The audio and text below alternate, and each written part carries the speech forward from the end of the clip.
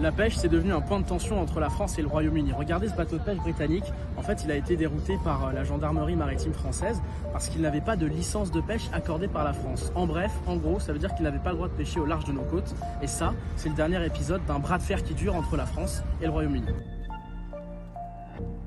En fait, quand le Royaume-Uni a quitté l'Union européenne, c'est le Brexit, il fallait un nouvel accord pour que les pêcheurs européens puissent continuer de travailler au large des côtes britanniques. Et cet accord du Brexit, il prévoit en fait que les Européens pourront continuer à pêcher au large des côtes britanniques à condition de fournir une preuve qu'ils y ont déjà pêché par le passé. Mais là où ça se complique, c'est que la France et le Royaume-Uni se disputent sur la nature des preuves et sur le nombre de licences à fournir. Et ces licences, c'est un enjeu économique énorme parce que sans ça, les pêcheurs français ne pourront pas travailler. Pour l'instant, selon le gouvernement français, il manque quasiment 50% des licences de pêche auxquelles la France a droit. Il y en a déjà 210 qui ont été accordées et la France en réclame encore 244.